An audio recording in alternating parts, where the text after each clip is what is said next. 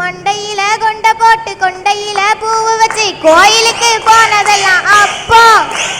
மண்டையில கொண்ட போட்டு கொண்டையில பூவு வச்சு கோயிலுக்கு போனதெல்லாம் அப்போ. இப்போ பாப்பு கட்டு வச்சுக்கிட்டு பாதி உடைய போட்டுக்கிட்டு படம் பார்த்து திரியுறாங்க இப்போ. இப்போ பாப்பு கட்டு வச்சுக்கிட்டு பாதி உடைய போட்டுக்கிட்டு படம் பார்த்து திரியுறாங்க இப்போ. நாடு சும்மா கிடந்தாலும் கிடக்கும், வாழும் நாகரீகம் ஓடி வந்து கெடுக்கும். நாடு சும்மா கிடந்தாலும் கிடக்கும், பாழும் நாகரீகம் ஓடி வந்து கெடுக்கும். ஐயா, நாகரீக மோகத்தால கிராமியத்தை இழந்தோன்னு பேச வந்திருக்கேன் ஐயா. ஐயா, எனக்கு வயசு 13. 14 வயசு வரைக்கும் நான் பாப்பா தானே. ஆமா, பாப்பான்னா என்ன செய்யணும்? ஓடி ஆடி விளையாடணும்.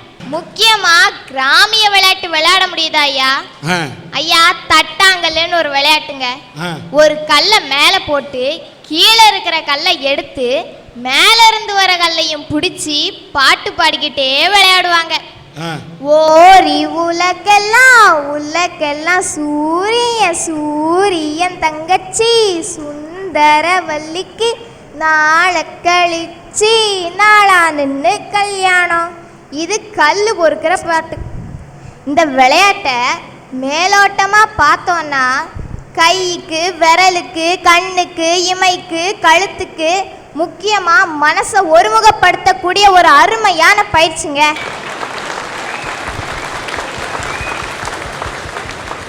விளையாட்டுல கூட விஷயத்த சொல்லி வைக்கிறது எங்க கிராமத்து சனங்க தாங்க. இதை எல்லாத்தையும் விடுங்க ஐயா, அடிப்படை விஷயத்துக்கு வாங்க. முதல்ல பிள்ளைங்களுக்கு தாய்ப்பால் கிடைக்குதா? தன்னோட அழகு கெட்டு போயிருங்கிறதுக்காக பிள்ளைக்கு தாய்ப்பால் கொடுக்க மறுக்கிற தாய்கள் இந்த உலகத்துல பெருகிக்கிட்டே போறாங்க ஐயா. ஐயா, 5 குட்டிகளை பெற்ற நாய் கூட ஒரே நேரத்துல அந்த 5 குட்டிகளுக்கும் பால் கொடுக்குது ஐயா. ஒரு சின்ன சிக்கல் என்னன்னா, அந்த நாய்க்கு யாரும் அழகு போட்டி நடத்தல. அழகு போட்டி நடத்திருந்து அந்த நாயை பார்த்து யூ ஆர் பியூட்டிஃபுல்னு சொல்றதுக்கு வேற எந்த நாயாவது இருந்தா அந்த நாயும் பால் கொடுக்காது தாயே. ஐயா, தாய்ப்பால்ல 350 நோய்களை எதிர்க்கக்கூடிய சக்தி இருக்கு. சபாஷ். ஆனா இத கொடுக்க மாட்டேங்கிறாளே தாயி, இந்த பாவம் அவளை சும்மா ஆடுமா? தாய்ப்பால் கொடுக்காமல் இருந்தால் 40 வயதிலே மார்பகத்தை கட்டிக்கொண்டு புத்துநோய் வருகிறது என்று நாங்கள் சொல்லவில்லை, மருத்துவ அறிஞர்கள் சொல்லுகிறார்கள். தாய்ப்பால் கொடுப்பதால் ஒரு பெண் குழந்தைக்கு ஒரு தாய் உரமூட்டுகிறாள், வளமூட்டுகிறாள், தானும் நலம் பெறுகிறாள். இதுதான் உண்மை. சொல்லுமா. ஆக தாய்ப்பாலும் போச்சு, தாலாட்டும் போச்சு. எந்த குழந்தைக்காவது இப்ப தாலாட்டு கேட்கிற பாக்கியம் இருக்கா சார்? ஆனா எனக்கு கிடைச்சிருக்கு. ஏன்னா எங்க அம்மா கிராமத்து பொண்ணு. ஆராரோ ஆரிரரோ என் கண்ணே நீ ஆரிரரோ ஆராரோ என் கண்ணே நீ கண்ணுரங்கு என் தங்கோ நீ கவரிமான் கண் தூங்கு. பாத்தீங்களா ஐயா, உங்களுக்கே தூக்க வருது இல்ல?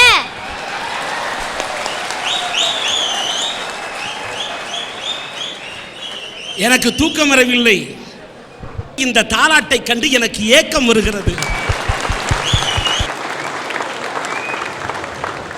ஆனா மத்த பிள்ளைங்க பாவங்க, டேப் ரெக்கார்ட்ல பாட்டை போட்டு ஸ்ப்ரிங் தொட்டில ஆட்டி விட்டுறாங்க.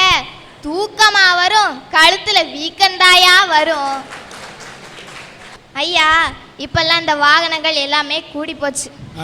இதனால ஏற்படுற விபத்துகளும் பெரிய போச்சு. ஆனா கிராமத்துல தேங்காய் பூ துண்டுன்னு ஒன்ன தலையில ஹெல்மெட் போல சுத்திட்டு மாட்டு வண்டியை ஓட்டிக்கிட்டு பாட்டு பாடிக்கிட்டே போவாங்க பாருங்க. அட அட. மாடு 2 மயில விழ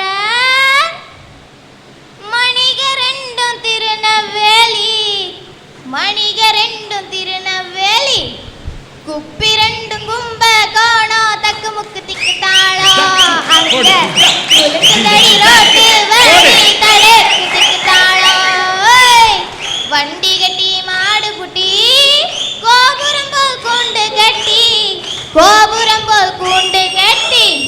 கூண்டுக்குள்ள போற மச்சான் தக்கு முக்கு திக்கு தாளம் என்ன கூட்டி போனா ஆகாத ஐயா தடக்கு திக்கு தாளம்.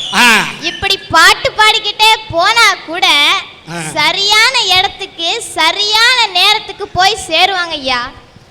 ஆனா இதே இது ஒரு நகரத்து வண்டியில பாட்டு கட்டிக்கிட்டே போய் பாருங்க, போக வேண்டிய இடத்துக்கு போய் சேராம மொத்தமா வேற ஊருக்கு தாயா போக முடியும். ஐயா கரகாட்டம் இருக்குல்ல ஐயா, இந்த கரகாட்டத்தை பார்க்கலான்னு ஊர் கோயில் கொடைக்கு போனா அங்க திரையை கட்டி படத்தை போட்டுடுறாங்க. ஆக கரகத்துக்கும் கரகம் தெரியல. முன்னாடிலாம் கரகாட்டம் எப்படி இருக்கும் தெரியுமா ஐயா? வணக்கத்தையே பாட்டா பாடுவாங்க. ஐயா வந்தானமைய வந்தானே இங்க வந்து ஜனமெல்லாம் கொண்டானோ, வந்தானமைய வந்தானே இங்க வந்து ஜனமெல்லாம் கொண்டானோ, வரும்பொழுது வாங்கி வந்த வாசமுள்ள சந்தானோ, வரும்பொழுது வாங்கி வந்த வாசமுள்ள சந்தானோ, இந்த சந்தானத்தை பூசுங்க நீங்க சந்தோஷமா பாருங்க, சந்தானத்தை பூசுங்க நீங்க சந்தோஷமா பாருங்க. பாத்தீங்களா ஐயா வணக்கம் பாட்டே எப்படி இருக்குன்னு? ஆனா இப்பெல்லாம் டிவியில பார்த்துதான் கரகான்னு ஒன்று இருக்கிறதே தெரிய வருதுங்க ஐயா. ஆக இங்கேயும் கிராமியம் போச்சு. முக்கியமான ஒன்றுங்க, கிராமம்னா கிராமத்து பாட்டு இருக்கணும்ல. வயக்காட்டுக்கு அறுவடைக்கு போகிறவங்க அவங்க வேலை களைப்பு தெரியக்கூடாதுங்கிறதுக்காக பாட்டு பாடிக்கிட்டே வேலை செய்வாங்க. கண்ணாடி வளவி போட்டு கதிர இருக்க போற புள்ள, கண்ணாடி வளவி போட்டு கதிர இருக்க போற புள்ள, கண்ணாடி மின்னலில கதிரறுப்பு பிந்துதடி தன்னானே கொடுக்குள்ளே லேலேலோ போடு தன்னானே கொடுக்குள்ளே லேலேலோ. இது ஆம்பளைங்க பொம்பளைங்களை பார்த்து பாடுற பாட்டு. இதுக்கு எதிர்பாட்டுன்னு ஒன்று இருக்கணும்ல. சட்டை மேல சட்டை போட்டு சருக சட்டை மேல போட்டு, சட்டை மேல சட்டை போட்டு சருக சட்டை மேல போட்டு, எந்த சட்டை போட்டாலுமே எடுக்கணுமே கருது கட்டு தாமிரபரணி தண்ணி நான் தவிச்சு வாரையன். இந்த பாட்டெல்லாம் இப்ப எங்கெங்க கேட்க முடியுது? மனுஷங்கன்னா பாடுவாங்க, மிஷின் எங்கேயாவது பாடுமா? ஏன்னா இப்ப அறுவடைக்கு மிஷின் தாங்க போகுது. ஆக மனுஷங்க உழைப்புக்கு மதிப்பு இல்லாம போயிருங்க ஐயா. ஐயா பொதுவா பையங்க பொண்ணுங்களை பார்த்து கிண்டல் அடிக்கிறதும், பதிலுக்கு பொண்ணுங்க பையங்களை பார்த்து கிண்டல் அடிக்கிறதும் இயற்கையா. ஆனா கிராமத்துல கிண்டல் அடிச்சா எந்தவித விரசமும் எந்தவித ஆபாசமும் இல்லாம கிண்டல் அடிப்பாங்க ஐயா. இப்போ ஒரு பையன் பொண்ணை பார்த்து கிண்டல் அடிக்கிறான், பதிலுக்கு அவ கிண்டல் அடிக்கிறா. எப்படின்னு பாத்துக்கோங்க. பொட்டு வைக்காதடி வாசல்ல நிக்காதடி, குறு குறுன்னு பார்க்காதடி கொடுத்துருவேன் கன்னத்துல, வட்ட பொட்டு வைக்காதடி வாசல்ல நிக்காதடி, வட்ட பொட்டு வைக்காதடி வாசல்ல நிக்காதடி, குறு குறுன்னு பார்க்காதடி கொடுத்துருவேன் கன்னத்துல தன்னானே கொடுத்துல்லே லேலேலோ போடு தன்னானே கொடுத்துல்லே லேலேலோ. இது அவன், இதுக்கு அவ. நெத்தி புருவத்துக்கும் நீங்க வச்ச பாசத்துக்கும், நெத்தி புருவத்துக்கும் நீங்க வச்ச பாசத்துக்கும், பிச்சி பூ வாசத்துக்கும் பிரியமான குடலியே தன்னானே கொடுத்துல்லே லேலேலோ போடு தன்னானே கொடுத்துல்லே லேலேலோ. ஆனா இதே இது நாகரிக உலகத்துல ஆபாசமாவும் விரசமாவும் பாடுறாங்க ஐயா. இதனால கிராமத்து கலாச்சாரமே சீரழிஞ்சு போகுது. காது கொடுத்து கேட்க முடியல ஐயா. இப்படி சொல்லிக்கிட்டே போலாங்க.